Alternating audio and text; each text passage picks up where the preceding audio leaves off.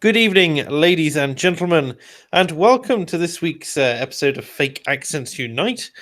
Delayed from Monday due to it being my mother's birthday, of all things. But I am joined, as per usual, by the ever present Britisher. Good evening, sir. Good evening. You will just about use any excuse, won't you? Even your mother's birthday. Yes, it's the fifth. Shameless. The fifth mother's birthday this year. Precisely. Yeah. Shocking. You don't want to know how many grandmothers' funerals I'm up to now. We're also joined from across the pond by Staff Sergeant Sniper, who comes back for a second appearance. Good evening.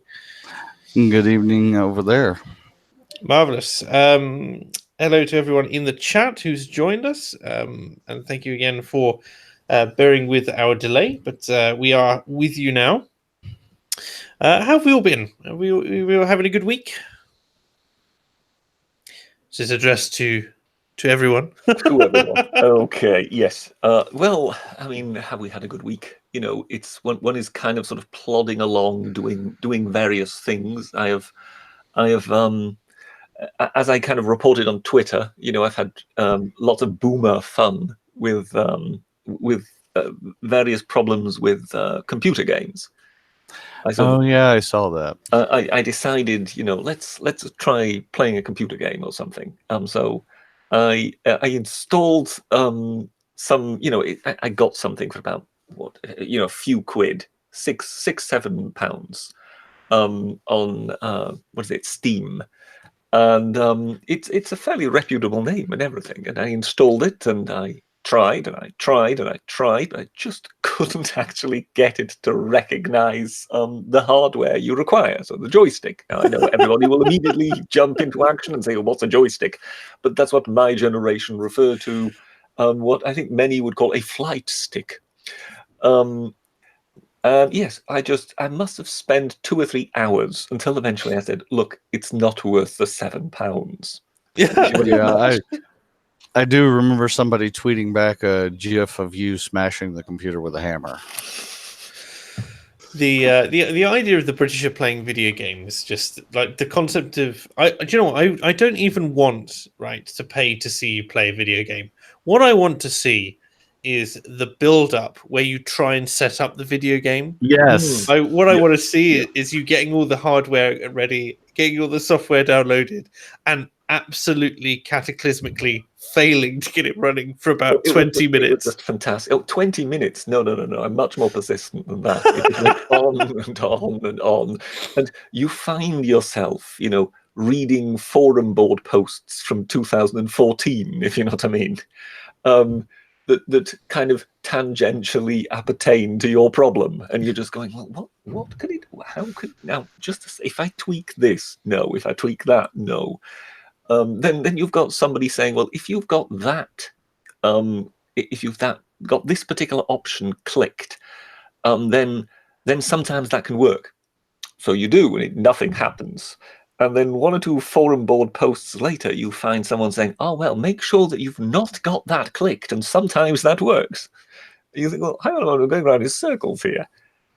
Yes, it was somewhat frustrating, particularly because I got absolutely nowhere. But it did eventually make for some interesting Twitter communication. So at least it had some value in that regard. Yes, and of course, you immediately threw down the gauntlet and challenged me publicly obviously. to a game which I had never played.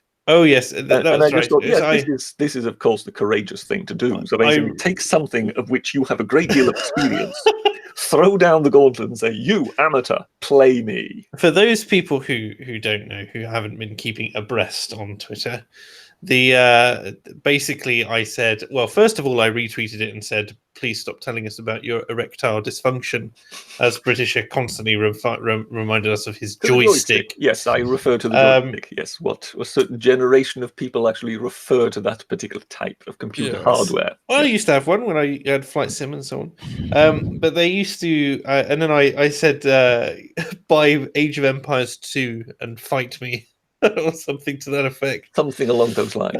Yes, which everyone was very much on board with, except the Britisher. So I Well, doubt. yes, I mean, I can well imagine that you more than likely have about 100 or 200 hours invested into said game, and Is then that all? decided. I'm much more persistent than that, Britisher.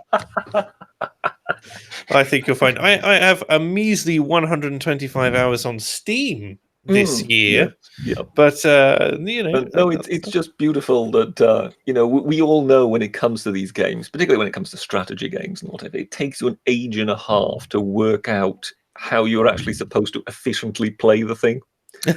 So I've never claimed to play it efficiently. Newcomer to this game, and here he is with, you know, several months worth of playing time, and immediately going, go on then, get that game and fight me. Well, he's got to do something to cater to his ego. You know, so basically, he would more than likely be,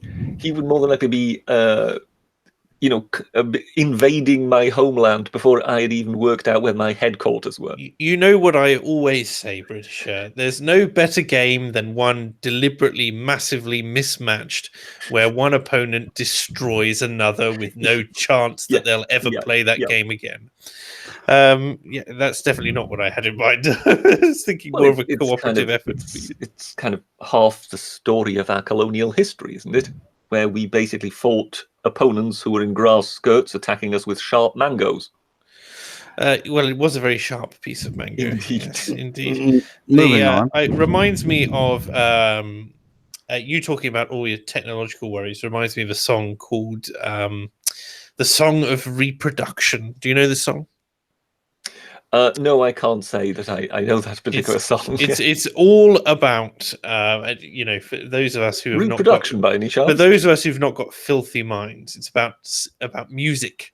It's about reproducing music, and it talks about how it starts off with a gramophone, and it was lovely, and then they had you know, they got sharper needles and so on, and then they got a hi-fi, and then all sorts.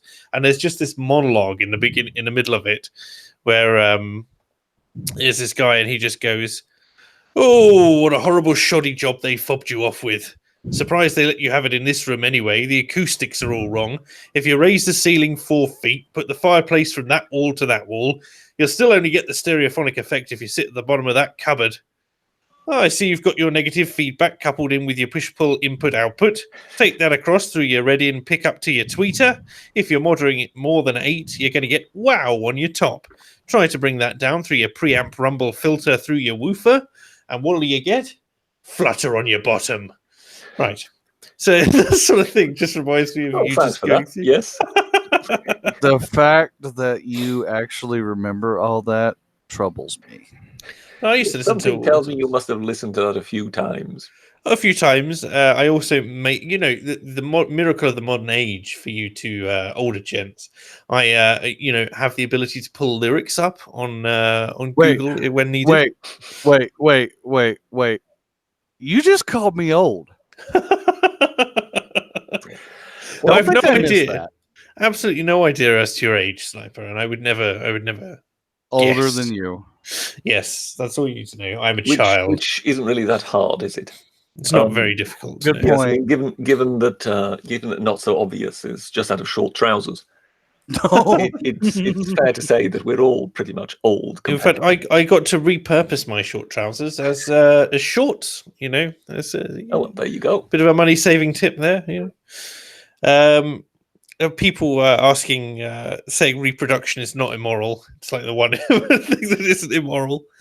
And they're also arguing over. By any chance, be you know, frequent listeners of AA. Oh, the hamster variety, yes. We're also getting people who are saying you should play all these other games. Europa Universalis. I tried that once. Rome Total about War. 10 minutes of kind of, you know, tweaking here and twiddling here, I just went, what's the point of this? And just left. So Europa Universalis got about 10, 15, 20 minutes of my time, and I just felt this is completely pointless and walked away. Bless. Rome Total War, yes, I have partaken of that, and I do have enjoyed it a lot. I think the Total War series in general has been a great deal of fun. For some reason, you know, don't ask me why, I played Rome Total War, the first one, Rome Total War 2, I also played Napoleon, the Napoleonic Wars. And for some reason, quite a few times I seem to have played Total War Empire. Oh, you're going to have to change your name now to the Gamisher, That's what it is. The Gay Misha, yes. Ooh. Gay miser, wasn't it? Yes. Don't think I didn't spot the way you kind of, slightly We're going to reframed phrase that something. just to kind of get the dig in. Yes. I tell you what, I shall go through the super chats which have come in, and then My God, it's already got super chats. we got that. Yes. So it's going says you're 4,326 minutes late. Accurate. So accurate, yes, at the time. Tim Cornish has donated $15. Thank you very much. So it says, "No, you get out." Oh, sorry, I thought I was on the B stream.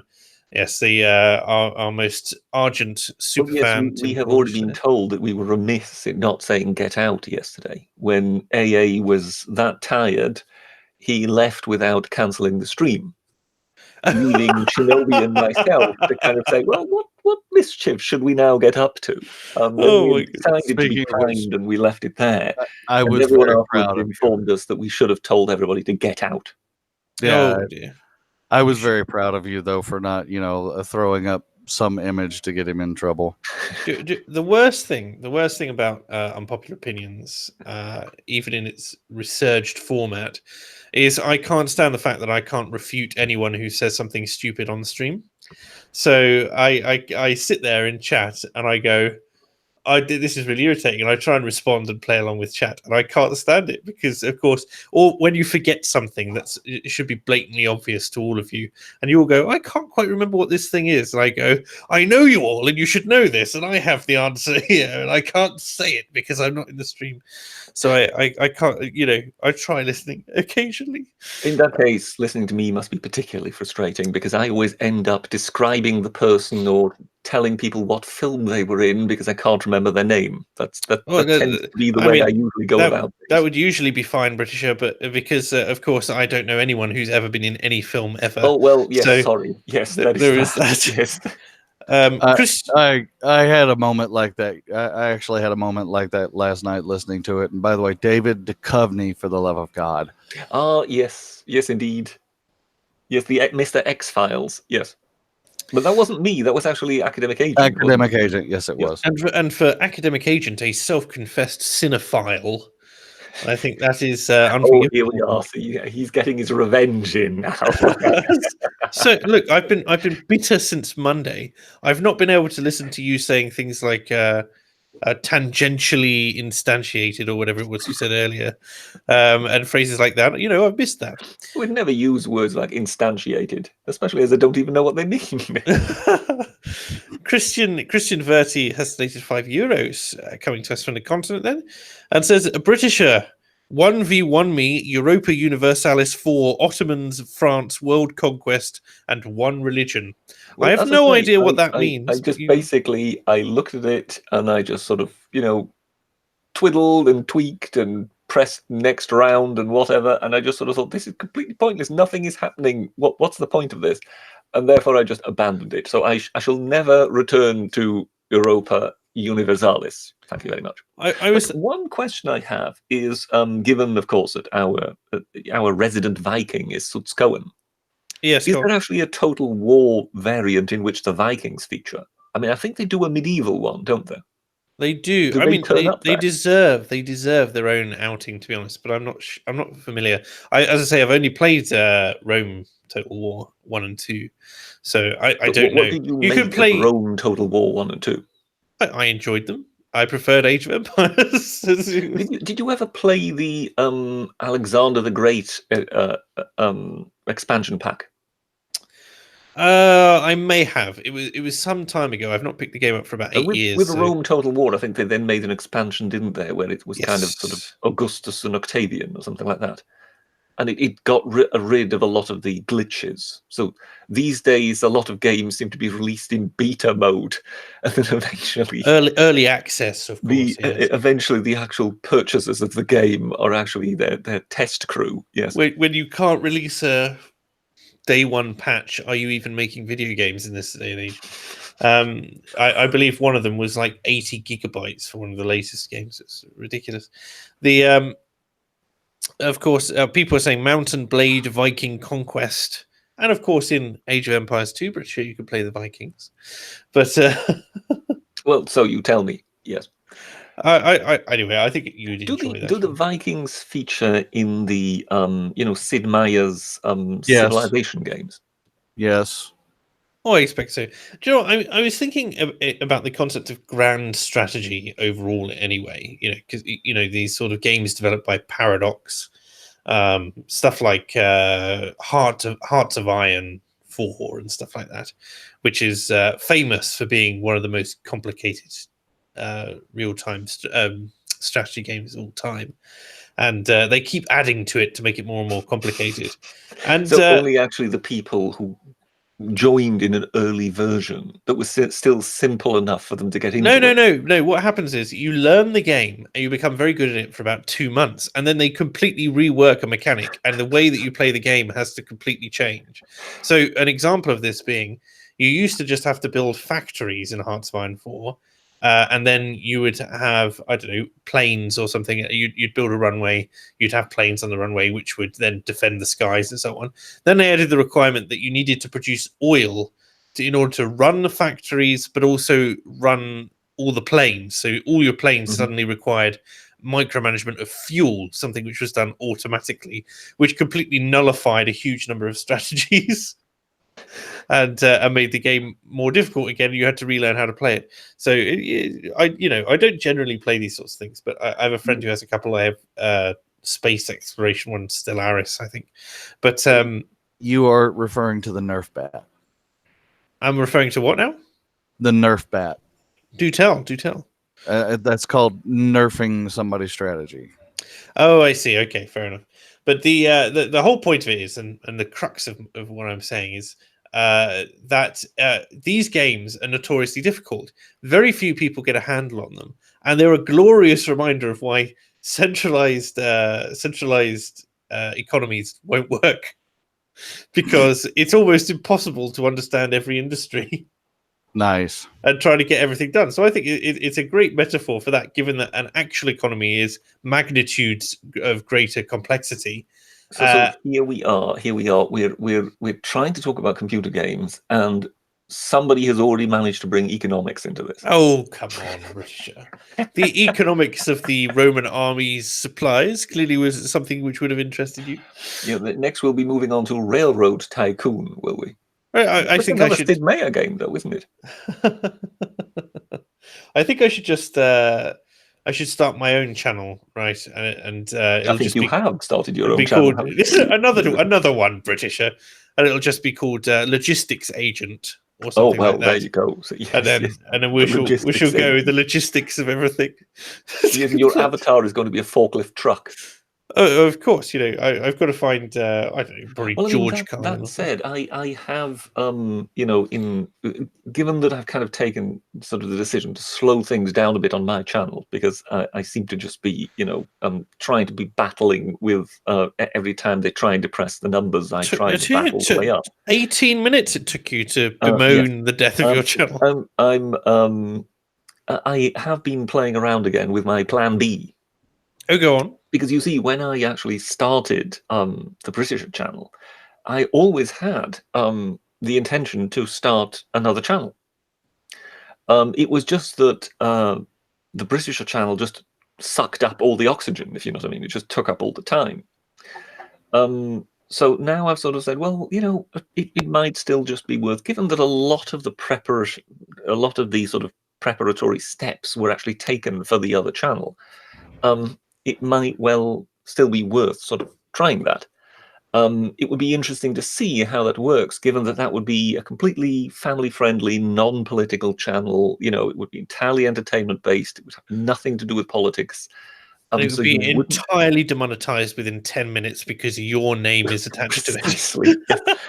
It would just be wonderful to kind of see if there is some kind of hook to it and you can get it going, whether it would actually fare a lot easier, if you know what I mean. It would be interesting to see what would actually happen. But I sort of thought, well, yes, it might be worth, just for my own sanity's sake, to kind of, not let go of the Britisher, but just slow that down a bit, still do the week that was and the occasional video, but also try and run something that perhaps is a little more fun because you've not got the feeling you're constantly banging your head against a brick wall. How is your latest video doing? For those of you who don't know, although most of you should at this point, the British did a short sketch about invading America, so it's always worth watching. How's that doing? Well, I mean, at the moment we're somewhere around about 7,000. It was a sort of a tricky call as to what do you do with a video that actually has a very particular sort of cutoff point. Because this is obviously something that is topical to the 4th of July. So as of the 5th of July, it will be worthless, if you know what I mean. Nobody will be watching it. So do you release it specifically for the 4th of July? Or do you release it the day before so that some people can actually get to know about it and share it with other people on the 4th of July?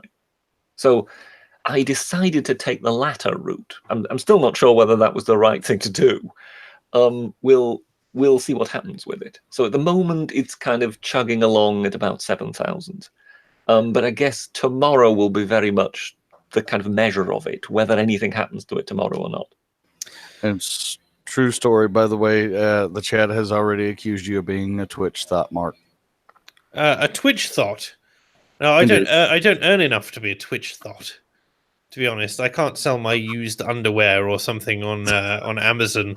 Please don't give me images I cannot brain bleach out. I am familiar with the unfortunate expression "thought." I still think that's a very unfortunate expression. Because thoughterry. Well, cease your thoughterry. I think it's when once certain fashions change, I think a lot of people are going to find that they're having kind of subscribed to it will age very quickly and won't make them look very flattering. But what's Twitch? Oh my goodness! Twitch is a streaming platform, Britisher. Oh, I see. Okay. You need not worry about anything but that. And go ahead. No, you go ahead because I'll be moving us on otherwise. And you've now been accused of being Rose of Dawn. I'm very good friends with Rose of Dawn. In fact, there are photos of me and Rose of Dawn together in the same place. So I don't think how that's quite possible without some rather, I can clearly create an after image of myself and do a costume swap. People no doubt in the chat will now just conclude that it's Photoshop. And it proves nothing. Yep, there you go. Right there it is. There it is.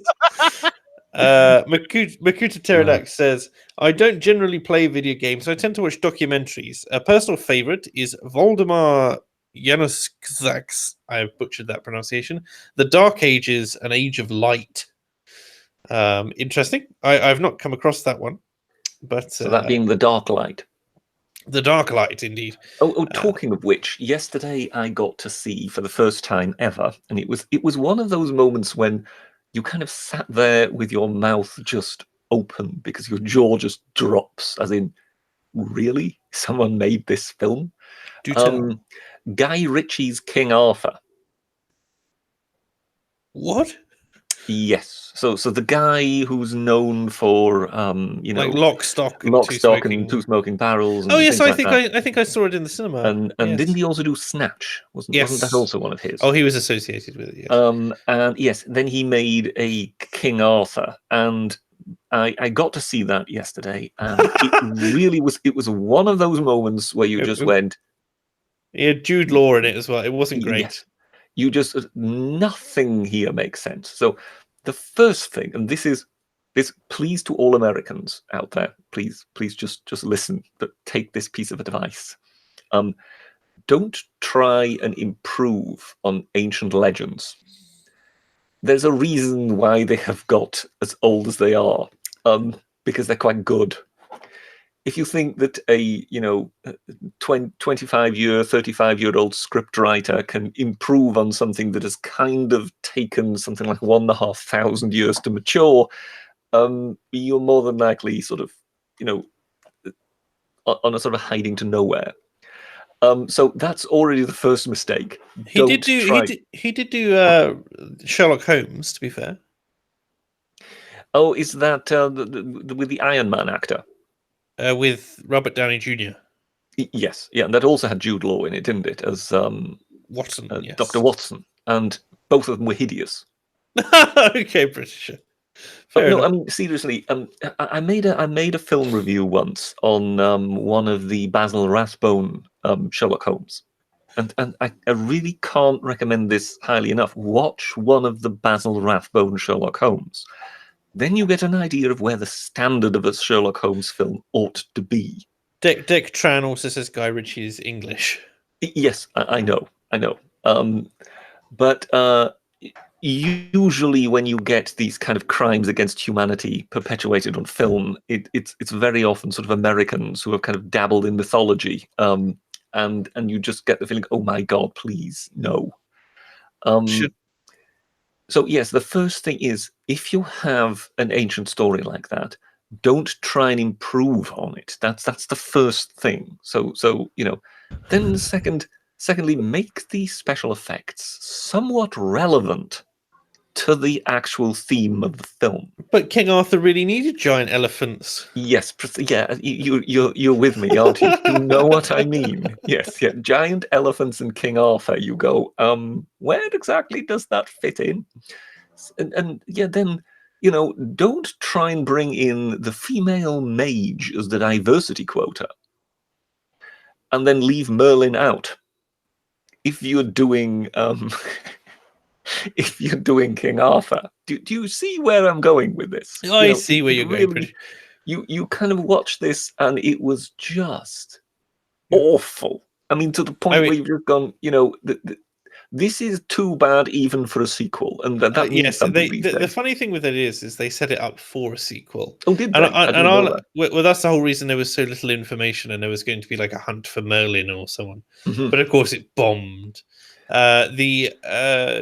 When it comes to people, Yanks making films in mythology, Squire of Gothos says, does that stop The Britisher and the Mystery of the Honeycat Girls movie from being made?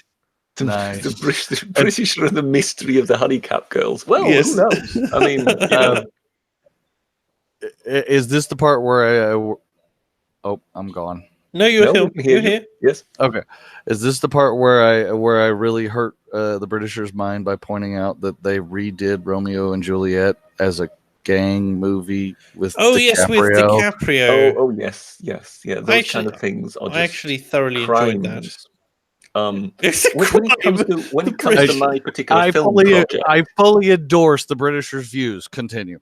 When it comes to my film project, it won't be the Honeycap Girls, will it? It will be the Britisher and the attack of the army of Page 3 girls. That's the one I think that has most chance. That just reminds me. Endorse that one too. That just reminds me of this is particularly the army of trampolining Page 3 girls.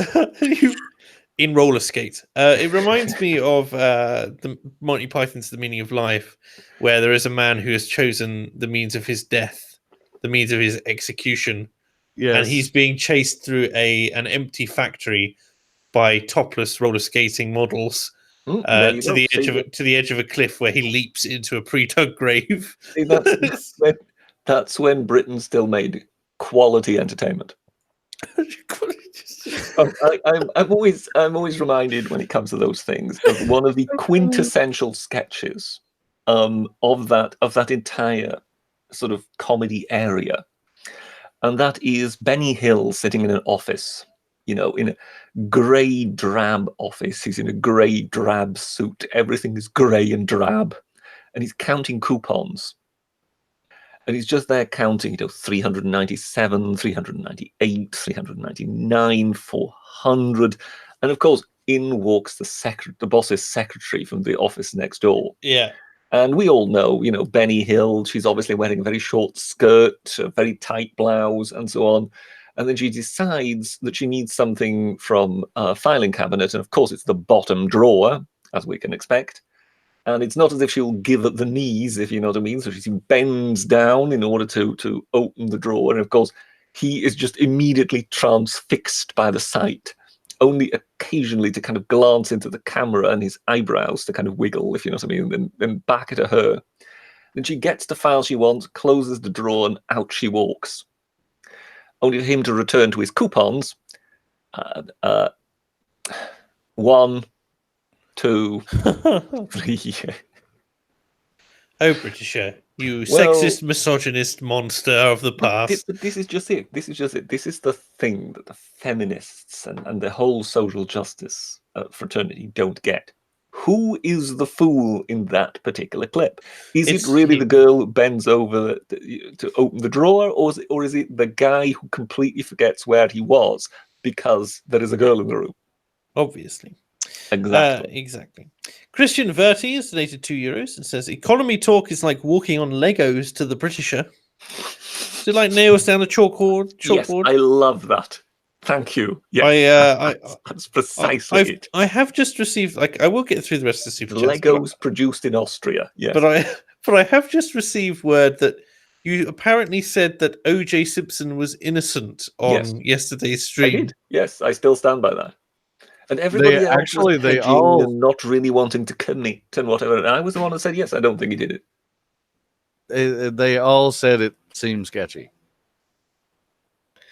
I'm going to have to go back and actually watch this now because the Britisher being edgy is something that I always enjoy. Well, I don't understand what is edgy about it. I really do not understand what is edgy about it. Sketchy. If you well, no, I mean, according to what Not So Obvious just said, I understood he just used the word edgy, and I do not understand what is edgy.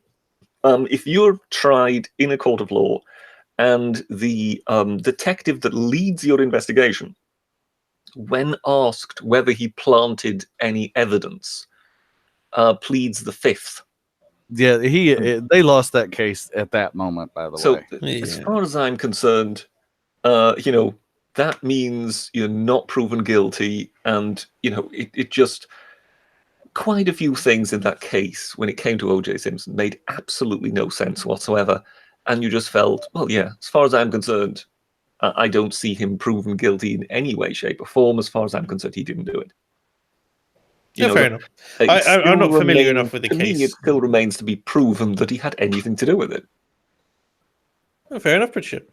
Sitskoen says, regarding Vikings, you're better off playing Crusader Kings 2, conquering the world with heavy infantry, the way that history should have happened. Praise the Filker. Well, look, there's only one satisfying way of conquering the world with heavy infantry, and that is in Rome Total War. I mean, that's what you've got the Romans for. And drinking game activated. Top Hat Production says, which is a new donor. I've not seen you before. Thank you very much. Says Britisher is just a somewhat older Arnold Rimmer. Mark is a more intelligent version of Lister, and AA is a less entertaining Holly. So what you're saying in that case is that my fascination for the Romans, drink, is the equivalent of Arnold Rimmer's fascination for late 20th century telegraph poles. Especially the 1937 Stockbridge version with enhanced lighting.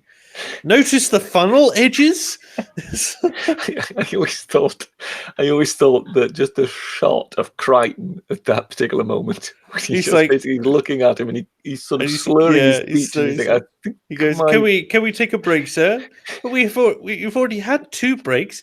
If we stop now, we won't get through to the edge of the 1940s collection." He's like, "Please, sir, it appears my brain circuits, my boredom circuits have melted." Fantastic.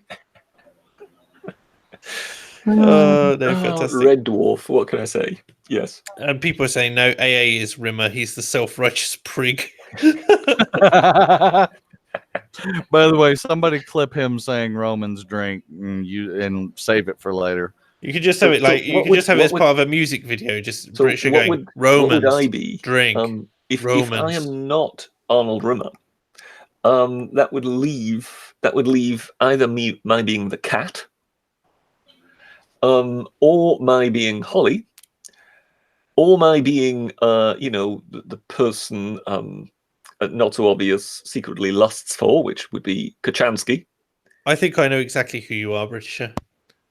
Or of course, I could be Crichton. Britisher, you are one of the Scutters. Ah, yes. With your Yes. John Wayne obsession. I'm always hanging around the cinema pretending to be cleaning. Yes. Yes, so you can watch With my John Wayne obsession, yes, because Yes.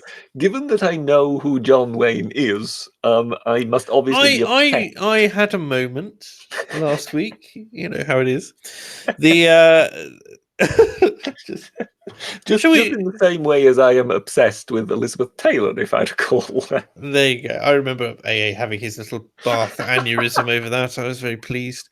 I'm going to move us swiftly on into the heart of today's Thicker ice, quickly, thicker ice. Basically, a couple of articles that I've noticed today. I was trying to think of a cultural topic, and I thought, the conversation would just flow. That the cultural stuff's fine, but what in the news has been happening, because it's been quiet for a few days, apart from, of course, this whole escalation, shall we say, surrounding Andy No and Portland and Antifa throwing milkshakes, and whether or not cement was involved, and if it was misinformation or not, and the permissiveness of the mayor when it comes to Antifa action and so on.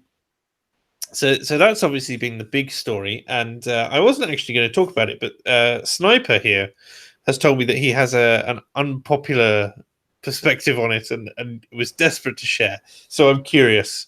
Go ahead and give us your woke take on the Portland incident.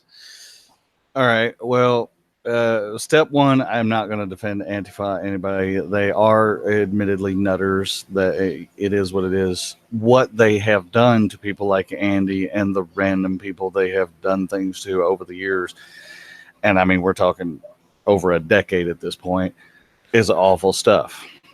My issue is, why does Patriot Prayer, which is all the Republicans that fled Portland across the Columbia River to Vancouver, Washington, that's where they're from, Vancouver, Washington, why do they continually go back and poke the bear unless they're trying to get one of their own killed?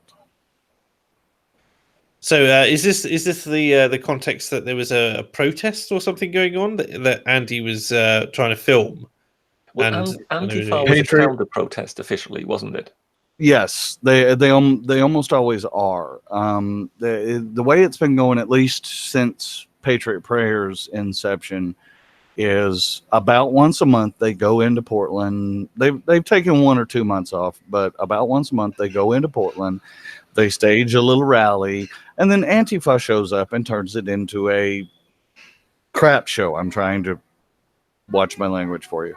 And turns it into an absolute crap show. And this happens over and over and over and over again. And it's at this point, why you have a communist state government, you have basically a communist county government and a communist city government that will cover for these communist LARPers. Why are you continuing to poke the bear? You are going to get one of your own killed. And I'm starting to think that's what they want.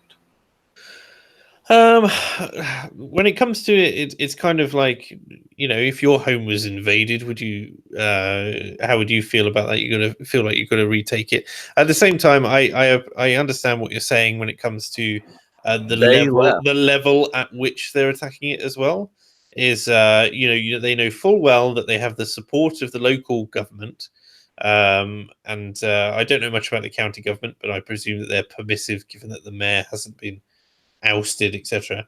So, well, I mean, it's the whole state. So, have you heard about the Oregon Senate and what's been going on there? Okay, so what handful of Republicans still exist in Oregon are in the the rural eastern farming parts of Oregon, right? Okay, and they just barely have enough Republican senators left to prevent a quorum if they all flee.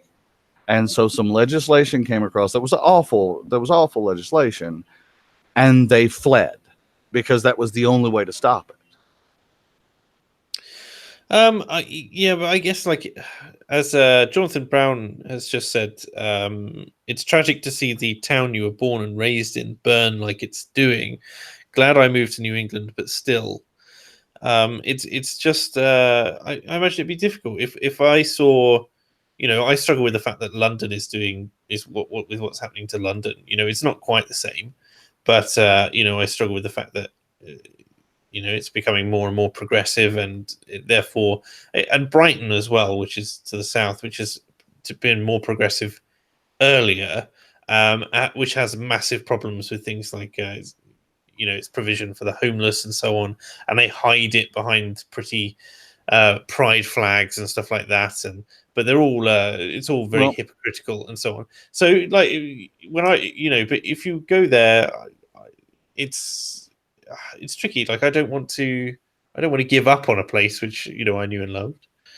Well, I don't get me wrong. I understand the attachment to and what have you, but these people have been leaving for nigh on a decade.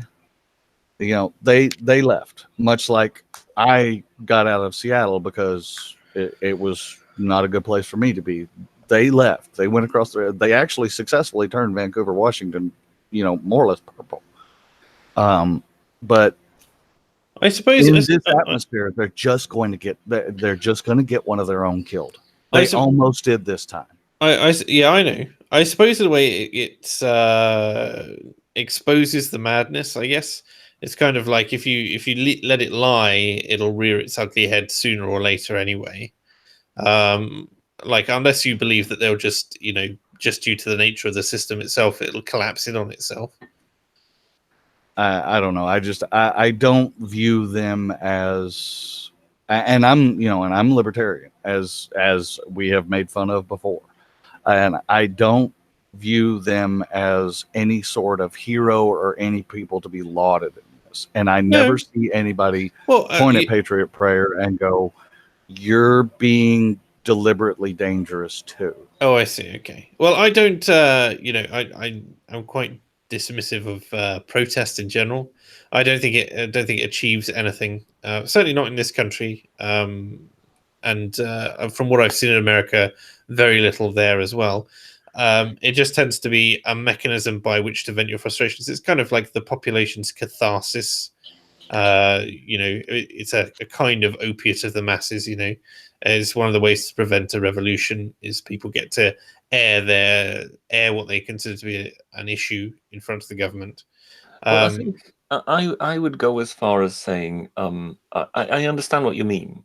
Basically, if you're poking the bear, I understand that, but I would say the main thing that I would always look out for there is whether people who actually go to those demonstrations, whether they are actually made aware that they're poking the bear.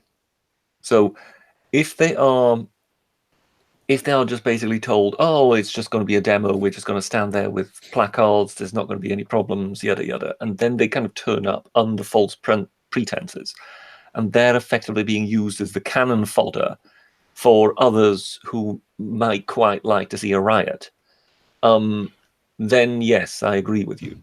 If, however, it's just a matter argument. Go ahead. Yeah, if it's just a matter of sort of people turning up and they really know that, there's a good chance that Antifa will kick off, but will turn up anyway, then at least they know what they're letting themselves in for, if you know what I mean. That first argument made sense a year or two ago, but every time they show up, Antifa, of course, because Rose City Antifa is the most well-known Antifa organization in the U.S. and B, probably the biggest one in the U.S. B, and it's only gotten that big because it does live in a place where it has that much cover. But a year ago, 2 years ago, when it was first the Proud Boys, then eventually Patriot Prayer, when they came to be, it has been consistent. Show up in our town, and we will show up and attempt to attack you. And it should be noted everybody's banging on the mayor and all these people, and don't get me wrong, they're scum, but Portland police have actually, on a couple of occasions when they thought Antifa was actually going to kill somebody, put a stop to everything. Tim Pool was there one of the times they did it, and literally, videos them the police turning to the Antifa side of the two crowds and going, "You guys have to leave," and warning them for like 20 minutes, and then just marching into their crowd. So it's not like they haven't done it. It's how much they had to borrow people from everywhere to have that much manpower. Let's say I'm not familiar It's enough. a messier situation than Yeah, that's fair enough. The we're going to move on from the whole Portland situation, though. I think just because people have been talking about it an awful lot, I think people are quite familiar with Mr. No's situation as well, and the fact there's a GoFundMe and so on. I think he raised a substantial amount of money. Yes, and they've actually opened a legal fund to try and sue everybody. And for what it's worth, go ahead and support the legal fund and let him sue the pants off of everybody. And that's a worthy cause, but it's just a mess.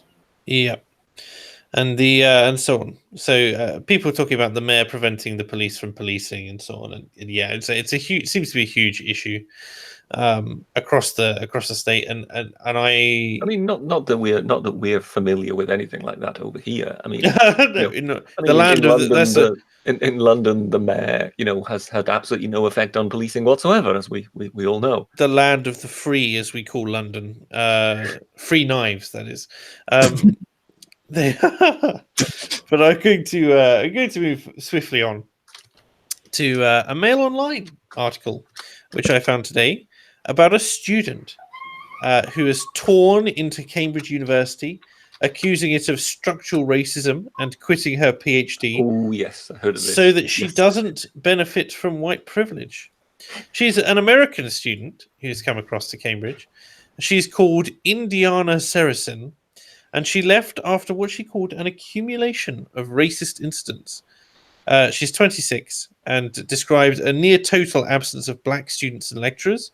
She claimed to have come from a position of privilege, especially racial privilege, and accused the university of being intellectually impoverished by the issues. So I'm just going to read this. She's quit her PhD, saying she did not want to legitimize an institution that had a disproportionate whiteness by giving it her time, effort, and skill. There was a near total absence of black students and lecturers, she claimed, and said that she had witnessed a number of racist incidents, although she added that although the alleged racism did not affect her directly, she felt both demoralized and infuriated by it. She admitted her resignation also came from a position of racial privilege, as leaving a fully funded doctorate is a big risk for anyone except a white girl. She's the daughter of Hollywood cinematographer Benjamin Saracen, who worked on Lara Croft and Pirates of the Caribbean, and has a fairly storied history of studying at Harvard, completing her master's at Cambridge, starting her doctorate, and so on. But she wrote a 1,500-word, it says statement, but I'm going to assume it's article for Medium, saying, as a white researcher whose scholarship draws significantly on black studies, I believe that I need to earn the right to do this work. I also believe that the ethical and intellectual integrity of my research was compromised by the fact that I was situated at Cambridge, because as a white student, I benefited from the structural racism of the university. It's apparently pervasive, and so on and so forth. Noting that her PhD thesis was on the topic of speculative archiving, drawing on queer theory and black studies. And this all came to a head, and the reason she's decided that she's going to resign is because a lecturer in her philosophy seminar repeatedly read the N-word aloud in class discussions. She and a black student complained and raised the issue at a teaching forum, which was filled with senior faculty members. But she said it felt like they were on trial, adding, many of those present seemed simply unable to comprehend the difference between a black author reclaiming the N-word and a non-black Cambridge lecturer or student saying it aloud in class. And that's basically the story there. Any thoughts, Britisher? Well, I believe the lady first basically did her degree at Harvard, didn't she? Yes, she did. So this is our problem somehow. So, no, what I mean is, so here is somebody who has been to Harvard and is now at Cambridge. So, I mean, you can't really get more elite institutions than, Harvard and Cambridge. I mean, these are absolutely, the most Ivy League of Ivy League institutions, if you know what I mean. So just imagine you feel secure enough to walk away from something like that. Because, I mean, tell me how many, given that she's talking about race and this, and whatever, tell me how many blacks who have managed to qualify to get into Cambridge, no matter what they feel about institutional racism or whatever, tell me which, how many of them feel comfortable enough, feel safe enough in their status to just throw it all away and walk away. And not to mention that, like when it comes to this sort of thing, she's coming across to a nation with a black population, which is, I believe, it's less than 5%. It's a very low percentage of Britain compared to America is actually black. We're a much more homogenous country, and so the very idea that she's like, it's like, how many lecturers are actually at Cambridge? Like let's say it's I'm just going to pluck a number out of thin air, right? Let's say they had 500 lecturers overall disciplines, etc. Right? And so in order for like the equity balance for it to be accurate, you'd be looking for maybe 10 black lecturers there. I mean, really, is there anything, out of like 500 people, 10 of them to be persons of color, as they so like to call them? It's like, was it really? Is it the fact that it was white dominated, or did you just get your stats wrong, dear? Yeah, I mean, the whole thing is just, I just find it staggering. I mean, this coming from someone who, I've never been to university, and I kind of grew up to kind of sort of quite highly regard universities as institutions. I find it funny. Boy, how the mighty have fallen. Yes, precisely. Yes. I no longer necessarily hold those institutions in quite the same esteem, if you know what I mean. I'm largely where you are on that. But, to basically see someone who manages to get into Cambridge, then just sort of throw a hissy fit and walk away saying, I'm too good for this. Because that's effectively what she's saying. I am so virtuous that I can't possibly put up with this. It's 3%, by the way. 3% of the UK I do believe we call that a spoiled brat. Yeah, I think so. Yeah, I think we're pretty much in that territory. Because, I mean... And don't forget, she's our problem. She came from Harvard. So she managed Harvard, but was too good for Cambridge somehow. Yeah. And can you imagine she'll go straight across to Silicon Valley now to be, a race appraiser? Diversity officer. Yeah, Google, diversity officer. I love the next person crushing the Britishers channel. One of my these comments says, "Where are all your blacks?" A non-racist person said. From John Nah. Beautiful. Yes, beautiful. Yes, I love it. Accurate. And she definitely sounds like she's doing a marketable degree, says Lundberg. Yeah, but it's, how should we say, we surely, I think all three of us, and I think everybody listening, will have had situations in life where you just needed to knuckle down for a bit. Basically, things were not necessarily going your way. You may have been in an environment in which you didn't, you weren't all too happy or whatever, but it was just something you needed to get through, and then you could move on with your life. Now compare that experience of yours with this. So here is somebody at Cambridge thinking, No, this is too lowly. This is unacceptable behaviour. Wasn't it one of the Oxbridge colleges recently who said that they would no longer celebrate Remembrance Day as well for similar reasoning? Was it that they weren't willing to celebrate it, or was it that their student union? I think it was their student union. That was right. The student union banned the celebration. I think it was that somebody wanted to sell poppies, and the student union took umbrage with that. Because that was right. They said it glorified. I did a stream with Sarah about it. I think it glorified war and conflicts and Western colonialism. Couldn't they just consult anybody in what is more than likely a world-class history department? Yes, but could they also not talk to anyone in the Royal British Legion who runs it about what it's actually about, and the remembrance aspects? I mean, for goodness sake, it's in the name. Well, one of the best ones that I remember recently, this was Oxford, this wasn't Cambridge. This must have been somewhere in the last 12 months. I see. So you went to Oxford? Of course, yes. Founded it, no less. No doubt, yes. If I remember rightly, what I heard once about Oxford is that the most famous son of Oxford was actually the guy who started the Morris automobile company. Morris Minor and things like that. But he never went to Oxford, which is kind of interesting.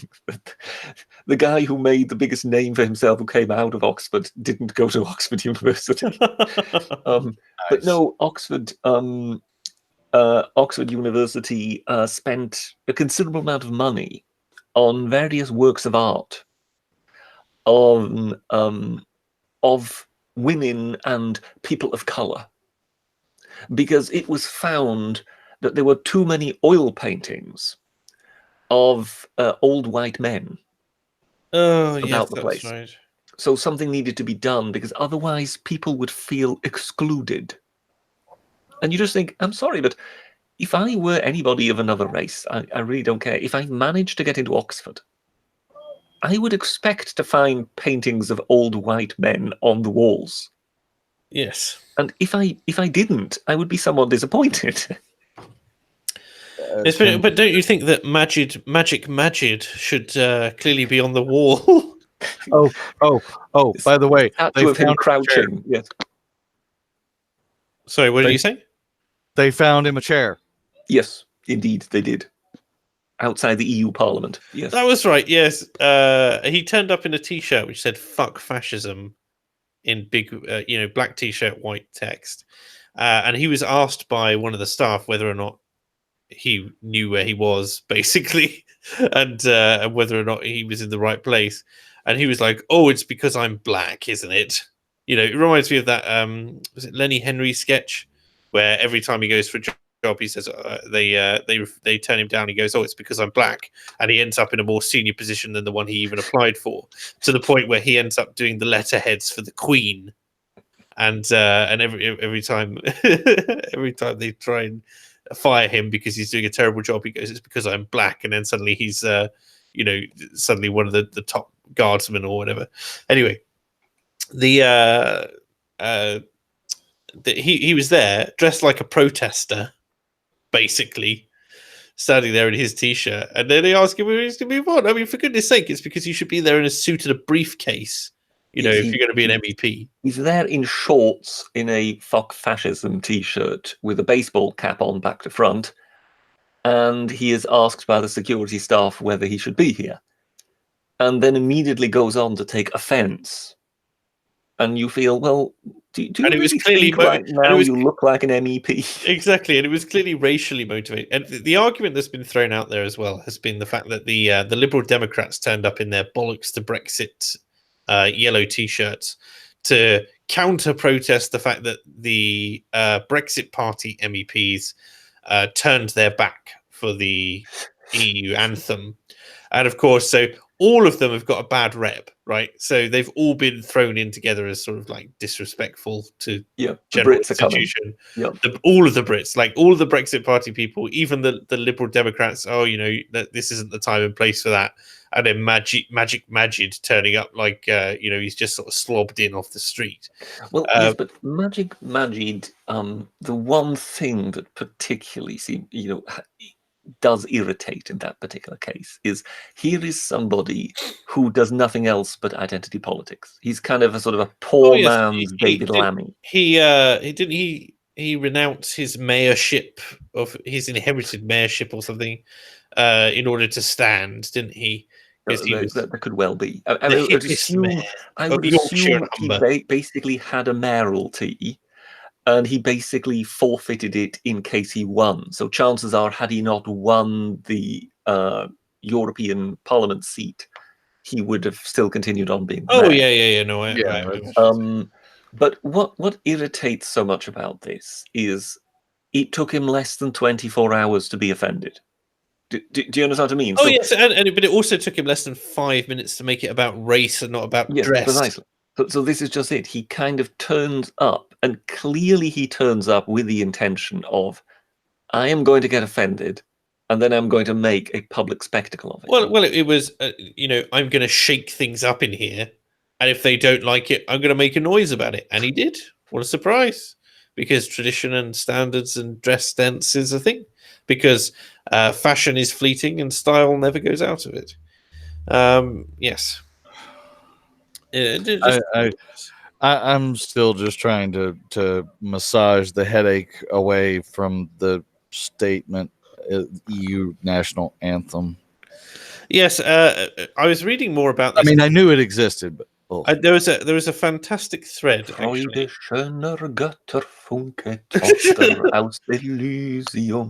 Britisher. My favorite, of course, is the like everyone's got a national song, right? The Germans, whatever you say about the Germans and who doesn't, they had a fantastic, what a marvelous national song. German overalls. Wasn't that a wonderful song? Deutschland über alles. Whereas today, of course, it begins with Einigkeit und Recht und Freiheit. Which means? Unity and law and freedom. Let us strive. How inspiring. It's exactly the same song. What they did is they just took out, I think, the first two verses. So previously, Deutschland über alles, it was exactly the same song, and then it went on to those verses that they now use as the opening verses. So they just dropped the Deutschland über alles kind of version. Oh dear. So Magna Carta in the chat has said that the EU national anthem must be ode to soy. There's a funny, as I say, this particular thread that I found by a chap called CKB. I don't know if you're familiar. Is asking how come the European Union has an anthem. Here's a little EU story for you. There was a treaty establishing a constitution for Europe in 2004. It was a treaty that our political master negotiated, deeply federal in nature. Consequently, everyone around Europe, all the people, hated it. It was defeated in national referendums in France and the Netherlands and had to be abandoned. This is the Lisbon Treaty? This is leading up to the Lisbon Treaty. So I remember particularly it being rejected in France. Yes. And you would think, well, surely if the French are rejecting it. Yeah. Yeah, the whole thing's kind of built around what they used as a government at the time, right? Well, this particular constitutional treaty was one that was rejected. And the anthem was one of the pieces of state paraphernalia that turned voters off, along with the idea of a flag, a motto, etc. There's never been much appetite anywhere in Europe for a federal superstate. Anyway, Article 1 to 8 of the discarded treaty said, the anthem of the Union shall be based on the Ode to Joy from the Ninth Symphony by Ludwig van Beethoven. But the treaty was rejected, so how come the EU has an anthem? Well, in typical EU style, the voters were duped. They were told that all that federalizing stuff had been abandoned, and instead the Union was to go with the much more modest Treaty of Lisbon instead. Yes. So calm down, nothing to see here. Yes. But of course, it was just a clever rehash of the rejected federal treaty, and the anthem is a great example. There is no mention of an anthem in the treaties as amended by the Lisbon Treaty. Instead, a declaration was buried away in the small print and attached to the treaty as a bonus document, which says that there will be an anthem. Yes, You're- if I remember rightly, it was a kind of French politician. I'm trying to remember who it was. Something tells me it was Valéry Giscard d'Estaing, but I'm not sure whether he wasn't actually too old and already had died by that time. But it was definitely some highfalutin French politician who was kind of tasked with looking at the whole thing again. And sort of he went off and made all the right sort of warm noises, if you know what I mean. And then he came back with the reworked treaty that this was now completely different. It wasn't a constitution anymore because obviously his countrymen hadn't wanted this. And yes, eventually it turned out pretty much to be exactly what it had been in the first place. Absolutely, and the basically the one member state who declared that they would not accept "Ode to Joy" as the anthem of the EU is the UK, because all the voters were like, "Why on earth does the EU want an anthem?" Blair and Brown had to persuade us that there would be no anthem. So by not becoming party to Declaration 52, which is this particular piece of legislation, they were able to hit the news and stand up in Parliament and say all this stuff about an anthem is nonsense, which was a trick, of course, and so on. So yeah, but it Yeah. just doesn't. It doesn't fail. How should I say? It just fails to convince, doesn't it? When you've got that level of dishonesty, because it just was dishonesty. There's no other way of putting it. I have to say now, of course, I'm A, across the pond, and B, all the way across the landmass almost. So so I'm pretty detached, and been catching up, over the last few years as fast as I can. But I mean, the more I hear some of this stuff, the more I think you couldn't write better Bond villains.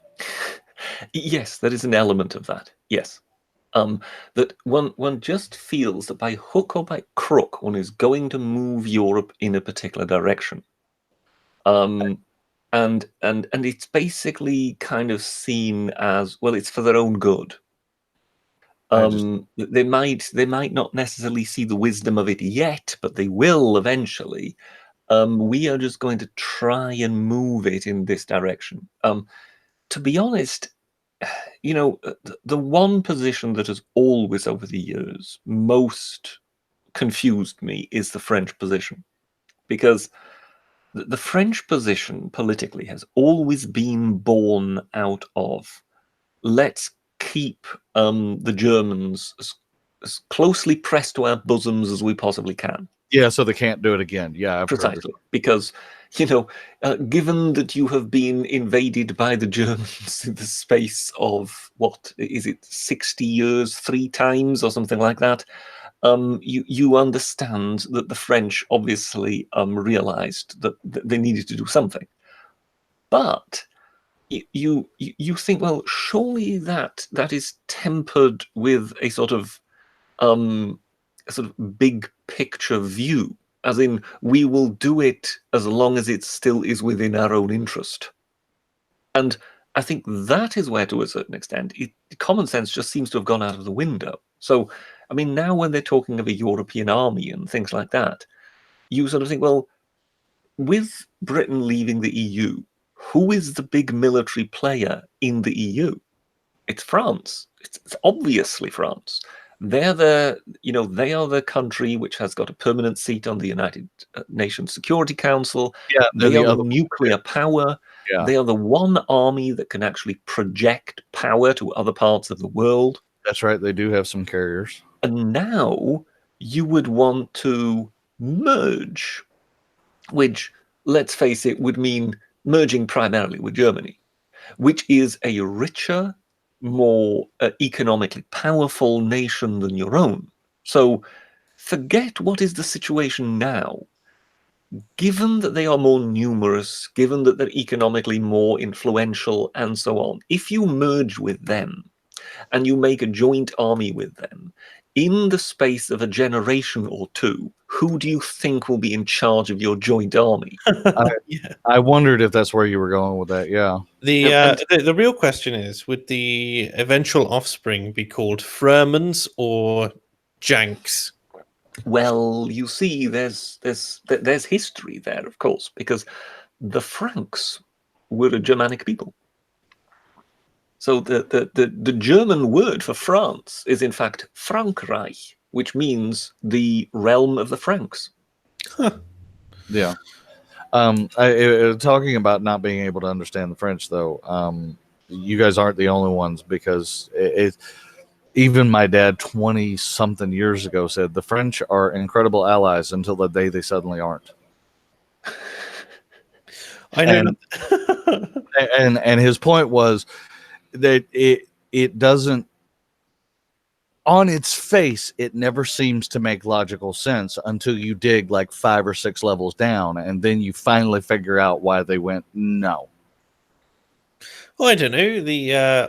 I mean, speaking from our perspective, I say our perspective. I mean the British perspective. Of obviously, British are not being really British. Of course, yes. We've My being from distant Yugoslavia. Yes. always hated the French. We've always fought the French. We've always been at war with the French. What else is new? I am aware of the fact that you guys fought a war over here against the French. The only people who are at war with the French more than us are the French themselves. Well, I think there was actually there was some study once done. I think it was actually a British study where they actually looked into the French and their military history and went through battle after battle after battle in order to actually determine, because there are so many jokes about the French losing wars and this, that, and whatever. And they actually concluded that the French must be just about the most successful warrior race in history. It's just that, how do you put it sort of in sport? It's not a matter of, like in tennis, it's not a matter of winning as many points as possible. It's winning points at the critical moment. Yeah.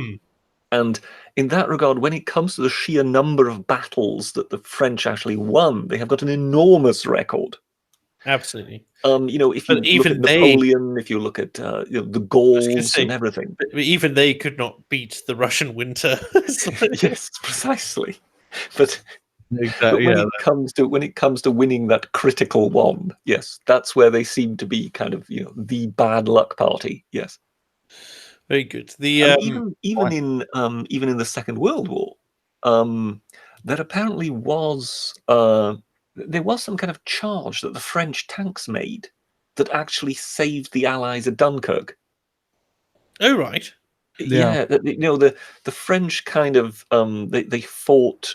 Apparently they had more tanks and they had heavier tanks than the Germans, but because they had them spread out among the infantry, whereas the Germans used kind of tank units, if you know what I mean. Yeah. The Germans kind of, by means of their system, defeated them. But obviously, I mean, it's not as if the French were completely daft and kind of just, until the dying day, just continued to fight with a system that didn't work. I mean, they at one point realized, hang on a moment, if the Germans are using all their tanks together, why don't we, if you know what I mean? But by that time, it was pretty much too late.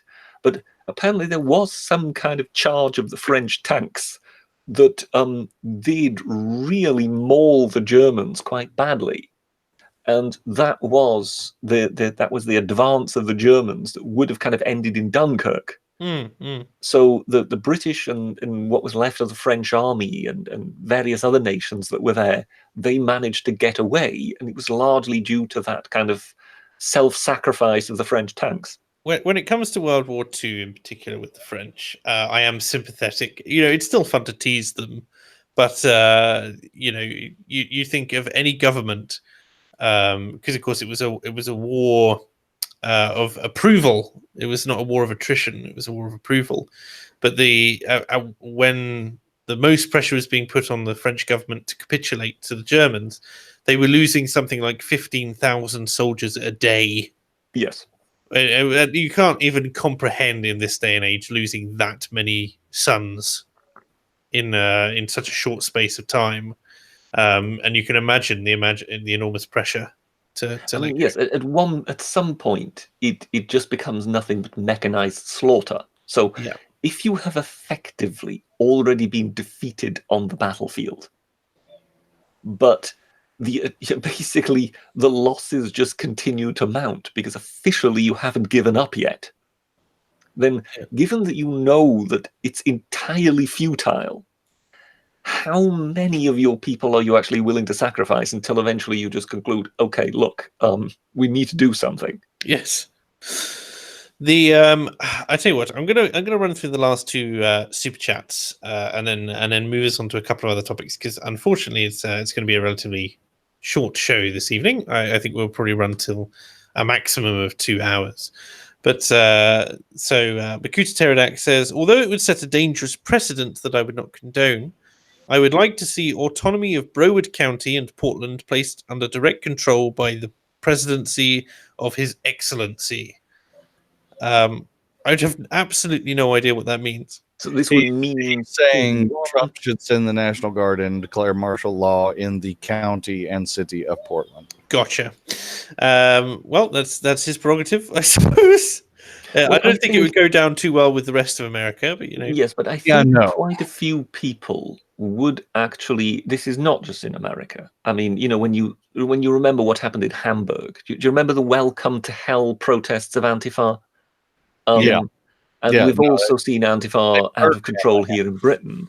I think it's fair to say there are quite a few of us who would actually like to see the authorities take a very hard stance and crack a few skulls.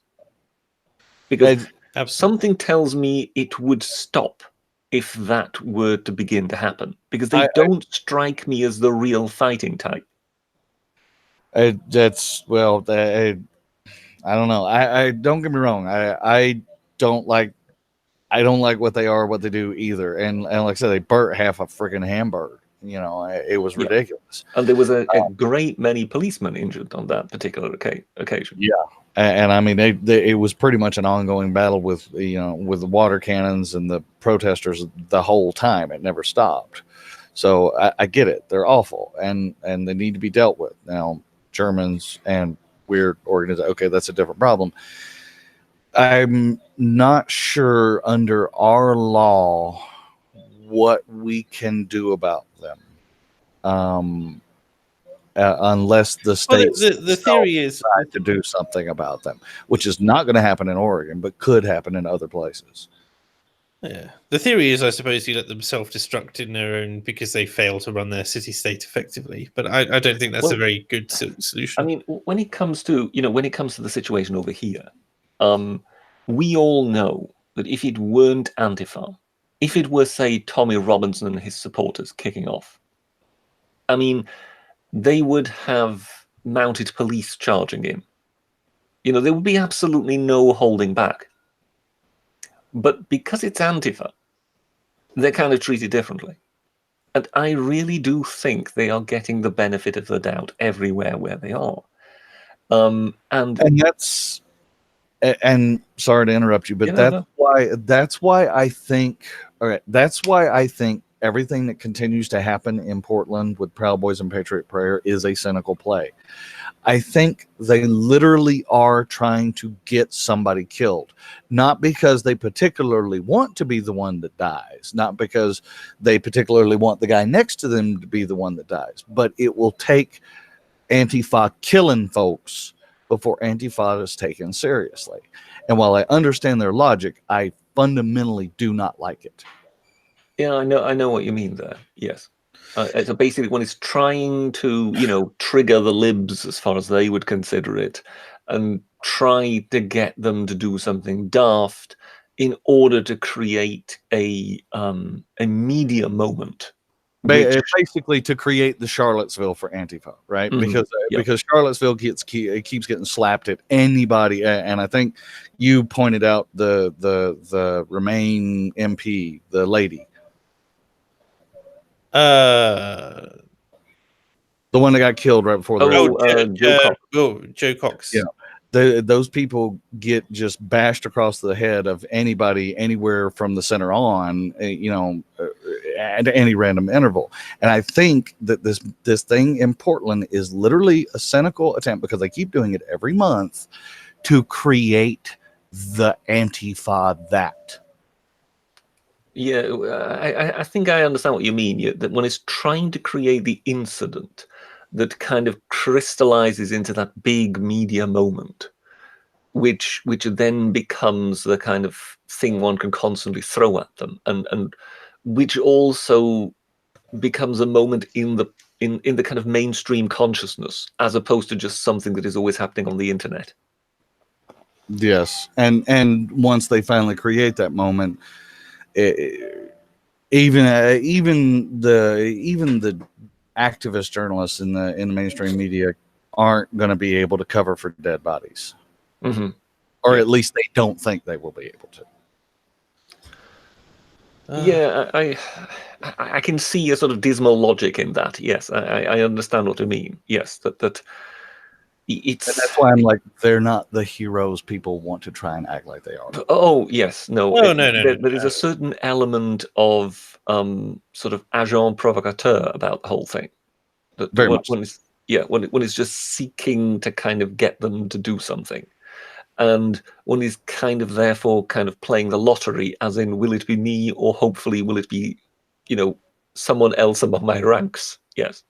Yeah, and to be honest with you, I was stunned. Going back to Germany, going back to Hamburg, I was stunned with that many bodies that they didn't manage to kill somebody. I honestly, over the course of that weekend, I thought that was going to be the weekend. Because I just, they literally rolled in with a regiment, effectively. Yeah, and right from the off, they were as destructive as you could possibly imagine. I mean, you must have seen that scene of the people sitting in the bus when these folks suddenly came down the street. Yeah, there was a certain German/Austrian/ who knows what he really is that did a good job of putting that up right before he went nuts. But no, when it comes to, I mean, Dave Rubin was just on, he was on Twitter earlier today, taking his dog for a walk. And he just made a kind of satirical point of saying that he wasn't taking his dog for a walk. He was out trying to sniff out Nazis. He was he was hunting fascists. And, and obviously it was lighthearted and humorous. But there was a kind of hard edge to it, because I remember seeing one or two other videos from the Portland moment, which wasn't about, Andy No. At the same time, I also remember seeing one or two things where Tim Pool got into trouble in Hamburg. And it was this kind of bizarre paranoia among their own ranks. They see someone who they don't know. Are you a fascist? Was it Tim Pool or was it the guy from We Are Change? I don't know. I think because almost everybody. I think Tim Pool was chased off together with somebody else in Hamburg, if I remember rightly, and told not to come back or else. And this time round, there was some chap in Portland who I believe was wearing a "Don't Tread on Me" T-shirt or something like that, and he was among the press pack. He was among the press pack, and suddenly some chap with a bike helmet and his face masks starts sort of pointing to him and starts saying, "Oh well, you're a Nazi and this and whatever and this and." When he and even when some others kind of begin to challenge, I says, why should he be a Nazi because he's wearing this shirt? I mean, what's this got to do with it? Just get on with your protest, And you could sort of see there was a kind of lingering, there must be some enemy around somewhere, And there is this very bizarre, strange paranoia. And I think it was that Rubin was kind of highlighting with taking his 15-year-old dog for a walk. I think we're here to sniff out the Nazis. Yeah. And the chat is saying that we're both right. It was both Tim Pool and Luke. There you go. Chased out in the group. Yeah, I remember at the time Tim Pool was with someone, so that must be the chap you're talking about. Luke, I can't pronounce his name from We Are Change. We're very inclusive. We include all of our victims. We're always right. Everyone is right on this stream. That's it. Except if AA is on. Except if AA is on. In which case, nothing he says could ever be considered true. The Mr. Spoon has donated £5 and says it's either hysteria. This is referring to the young lady who's left Cambridge. It's either hysteria, an attempt to make a name for herself, or she was leaving anyway. It's pathetic. Shame AA isn't there to tell her to get out.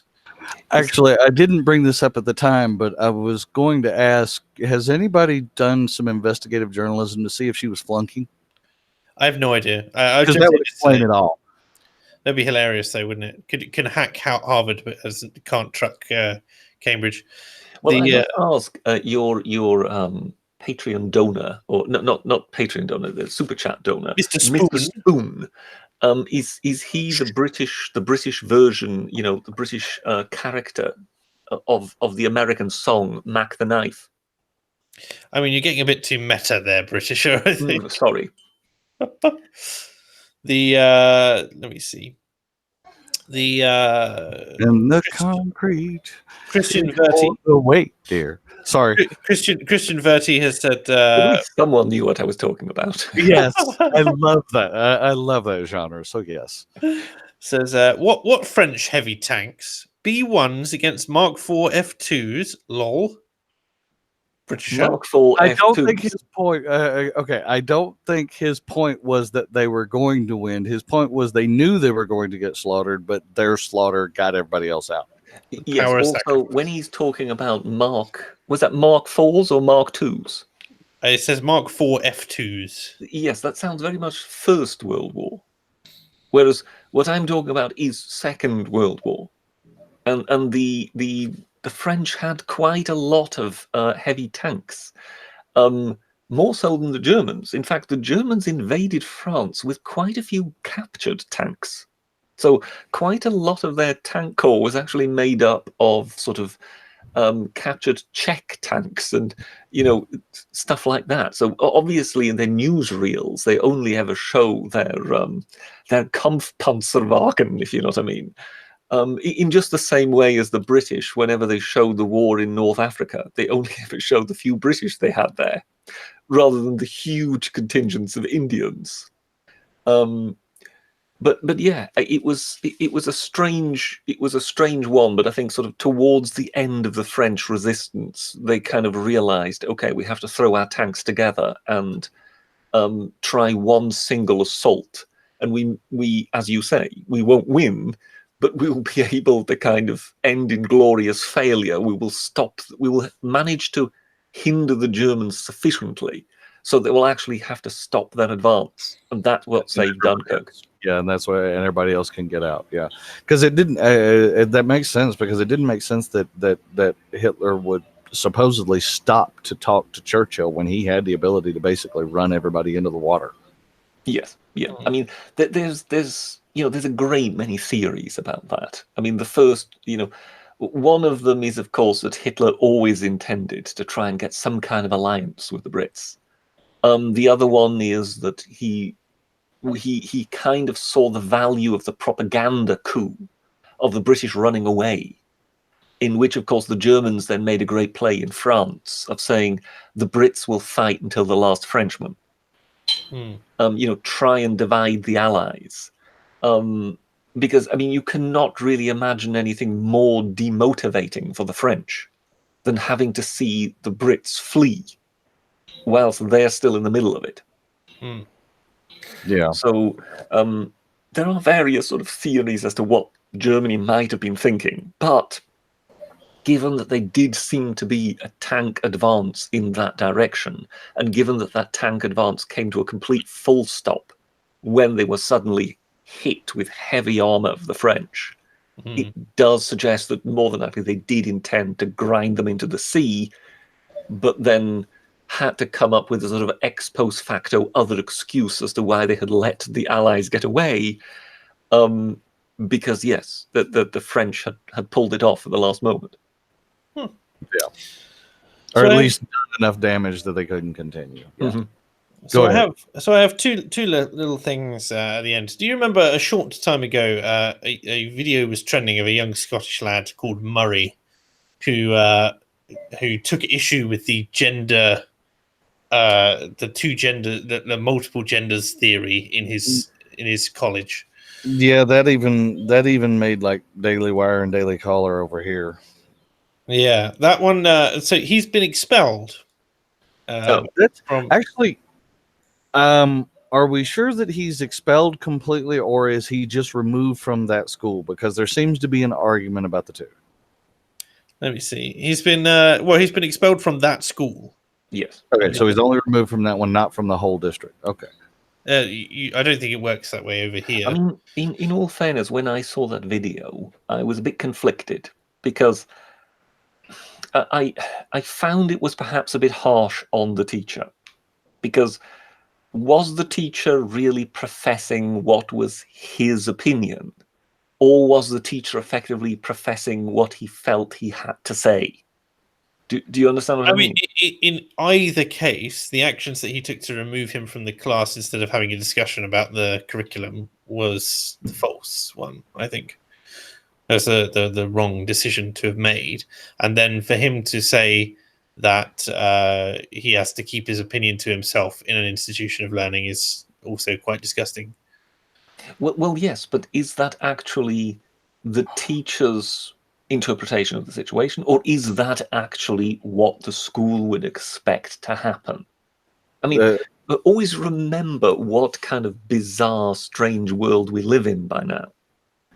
Do you understand what I mean? So had the teacher allowed that pupil to go ahead and challenge the situation, could the teacher himself, should any other pupils have complained about it, got into trouble? Okay, I've caught up with the argument you're about to make. In other words, you don't know who all the other students in that class were and who had already made drama that he knew he had to keep his head down over. Well, this is just it. So basically, is the teacher really being the aggressor of the situation? That basically, this is my position and I will not allow you to challenge it, or is the teacher really in a sort of between a rock and a hard place situation? Oh, yeah, maybe a little shell shocked. Look, there's no question, right, that the teacher is in a position where if it gets out that he has allowed this to be challenged in the school system, then he's going to face repercussions as well. But surely that's like the whole problem, right? It's the fact that he's there. But the teacher himself seems like a bit of a hard ass when it comes to like the authority has said this and therefore you'll do this, you'll keep your opinion to yourself, you are not being an inclusive student. Well, yes, that's what teachers always sound like when they you are saying, Britisher, that he didn't have it's not necessarily any personal agenda on his part. The teacher was made like a big thing about the fact that he should have shut up and gone home, as opposed and that he was being exclusive to people of other identities. Right? But I can actually see Britisher's argument here a little bit. I'm not saying that either one's right. I'm not saying that he's right, but there's an argument to be made in the phrasing. The authority, the authority has decided. In other words, I've already had these jerks down my back, and you need to shut up because you're making my life miserable. I mean, would the teacher have been in a situation? Could he possibly have been in the situation where he could have told the pupil, oh, well, actually, I agree with you, but this is the way it has to be? Do you understand what I mean? If he had crossed that line, I don't care, because would he already? So now, if the video was there to basically expose the system, then my position would be that is perfectly okay. But to a certain extent, I felt the video was as much attacking the teacher as it was the system, if you know what I mean. The teacher didn't know how to handle the situation, but the teacher was there as a representation of state education, and therefore that's what was being attacked. It turns out, according to the chat, that he was expelled for making a video in school hours. So the fact that he recorded that conversation in the way that he did was the grounds for his expulsion. We're expelling you because we've been caught. Yes, basically. Yeah. Well, I don't know what consent laws are like over there for being videoed and what have you, because like over here, different states have different rules and what have you. So whatever. But I think, Britisher, your ultimate point is maybe don't throw the teacher as much under the bus as the system as a whole, Precisely. because the teacher is Yeah. just the guy who has, who has the world bearing down on him and is going to take it from Well, I don't know. The guy comes across to me as self-righteous, as taking his authority from the state and therefore believing that he is the arbiter of moral authority in general. But that's just my opinion. So, I can see where you're coming from. I disagree. That's just that's where it is. And I'm not sure he's right either, but I can at least see the argument. He was just following orders. There you go. Just following orders, nothing Well- else. Well, would it be just following orders, or I mean, I don't know how many of you have worked in a big multinational for years and years and years, but there are times you get a pound stripped off your hide, and now you're instructed to go strip a pound off everybody else's. And by Yeah, God, you do it if you want your job. But when it comes to this social justice thing, if you were fired over something like that in the teaching profession, it would more than likely be as bad as you're having had sexual relations with a pupil. I mean, in terms of ever getting a job again. Do you understand what I mean? If you've been thrown out because you didn't have you didn't fight for the correct opinion, then I could well imagine you are unemployable thereafter as a teacher. Yeah, at least right It now. should not be that way. It should not be that way. But it is. that is more than likely the way it is right now.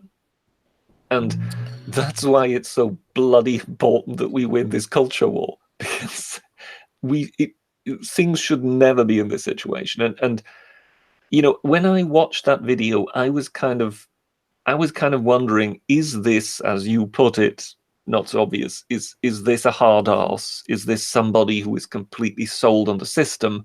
Or is this somebody who actually has got a cold bead of sweat trickling down the back of his, down his spine as he's speaking? And that's where, because I think there's a lot of fear in the system right now.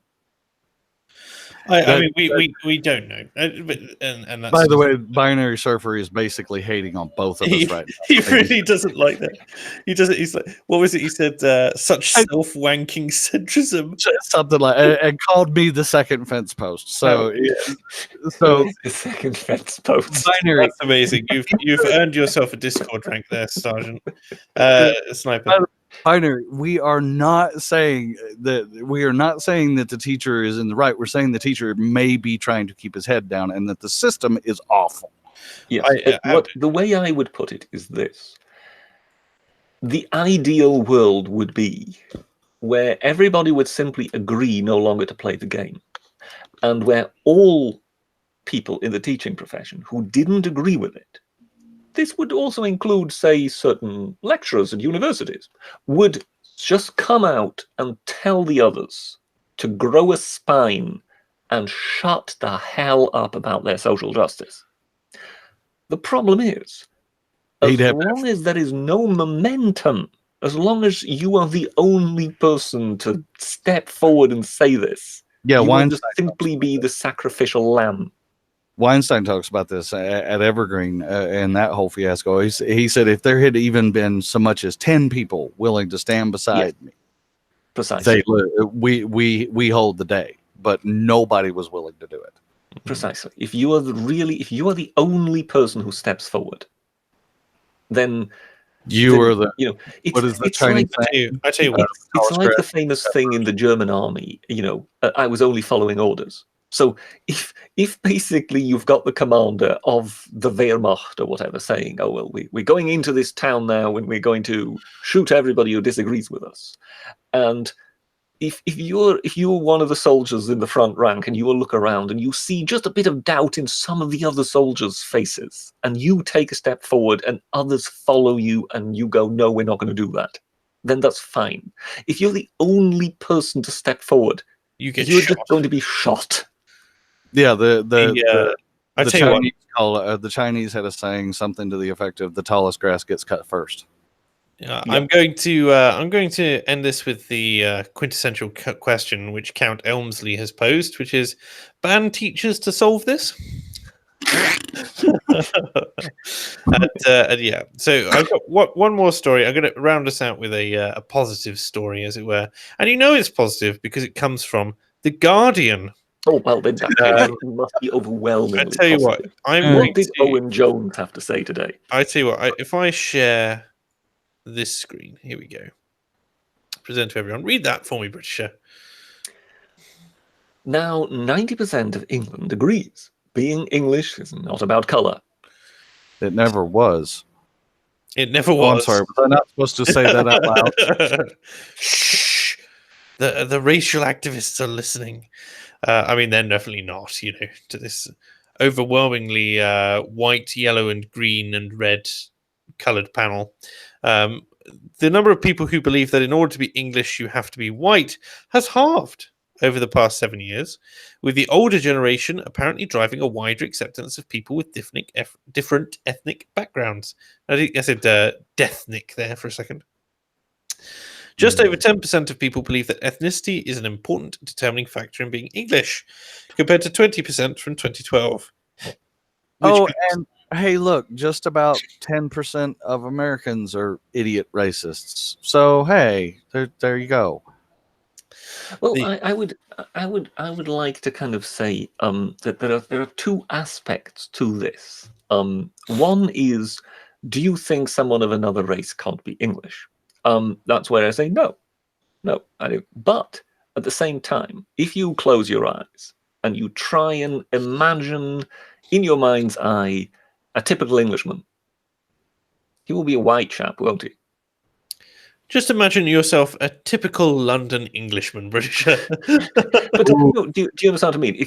Yeah. If you play that game, if you close your eyes now, you just think of a Chinaman, a Japanese man, I can't a stand, Russian, I an can't, Italian, Britisher, a Ugandan, and Britisher, so on. If you think of an Britisher. Englishman, you will think of a white guy. if I think of an Englishman, I can't stand and have not played cricket in a number of years, but I imagine a white guy in cricket, you know, in cricket white as well.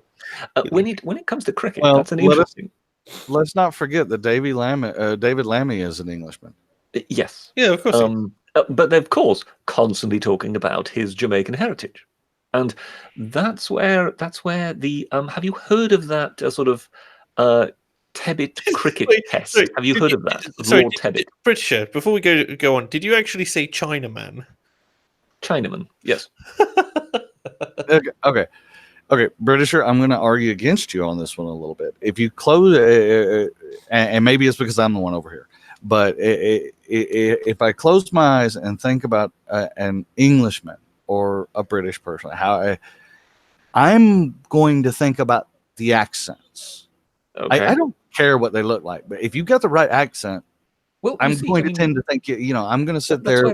That's where I differ. If I think of a typical American, I think of someone wearing cowboy boots, a cowboy hat, chewing baccy, and saying "yeehaw" all 5 minutes. You haven't been to America much, have you, Britisher?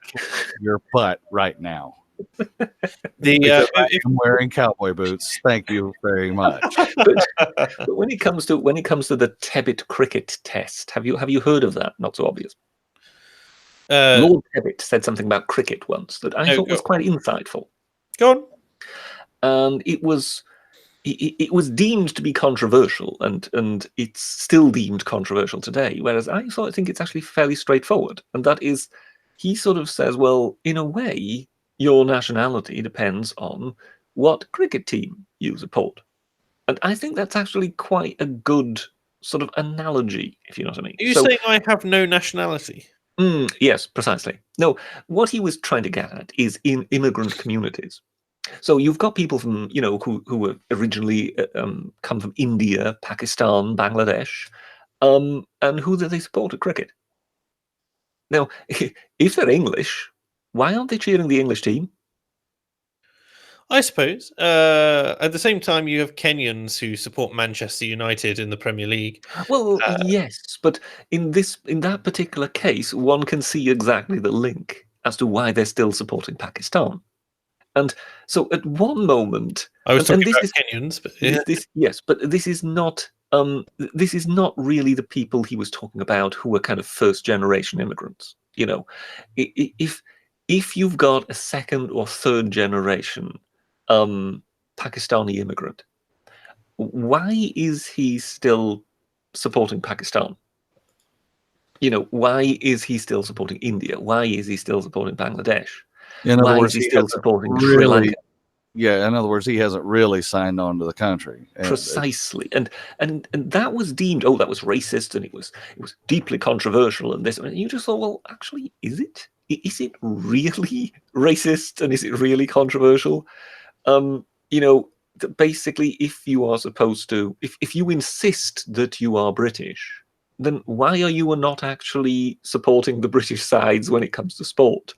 Why are you still clinging to your sort of ancestral heritage from across the sea? As I say, that's the same thing as going to America and becoming an American citizen, and then bringing up your children, your grandchildren, still support Germany or France or Britain or whatever. And you think, well, surely that's against the spirit of the whole thing. And in theory, I mean, you know, and I'm the American Southern boy that's been all over everywhere, and it's destroyed my accent, which is why I qualify for this thing, right? But you know, for me to have gone all the way over, no, it's true. I don't actually have a proper Southern accent. No, I like that it qualified you for this. That's very good. Yes. But you know, I wound up all the way moving water to water, right? Starting in Georgia, ending up in Washington State, right? Still wearing Georgia hoodies. And when people, you know, people would look at me and go, "You're from Georgia?" I says, "Yes, Georgia is home." I never did feel comfortable in Washington. You're not wrong there. And for most of it, Washington was good to me, but I was not from Washington and never would have been. Well, yes, but you would effectively have been the first generation immigrant, wouldn't you? You would have been the chap who grew up somewhere else, who then Fair point. moved somewhere else. But the thing is, if you then bring up your children in Washington, you would expect them to be somewhat acclimatized to the place. Do you understand what I mean? I would at least not be angry if they wanted to watch University of Washington games, but by God, they better like the Bulldogs too. They can have dual. They can have dual citizenship. But yeah, so you know, the whole. What I don't get about this, what I really don't get about this is, when did you guys start having this argument? Okay, because About 2015. thanks. Okay, but in other words, I get why these arguments happen here, no matter how much the poor folks from the South turn and look at the rest of the country and go, you know, you're wrong, and we're all over it. If you guys would just shut up about it, right? But y'all didn't have these problems. As much as I hate. In all fairness, the Lord Tebbit comment about cricket is about 30 or 35 years old. As much as I hate to plug anything by the academic agent, he did do a good video which went through the statistics for certain phrases appearing in articles. The academic agent did something about statistics. I know, shocking. Tell me about it. But it was very good. Imagine your PJW, yes.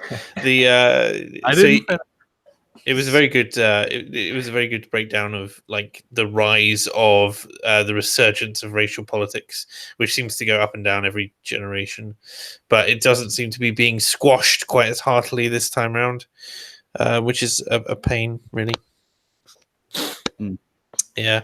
Anyways, I think that's going to bring us towards the end. Are there any more super chats? I don't think so, but it's been lovely to have the ones that we have had. Thank you to everyone who donated.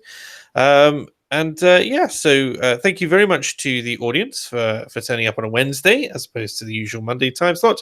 We should be back on Monday next week. And thank you very much to my guests. So thank you for joining us, Star Sergeant Sniper. Thank you, and I will take this moment to say thank you, General Lafayette, for making Britishers video possible. And good. And thank you to the Britisher, Lieutenant. I've changed my mind. Turn the ship around. And all the best on your future channel endeavors. So that's all very good. Take care, everybody, and have a great evening. Have a great week. Take care. Toodle pip. Good night.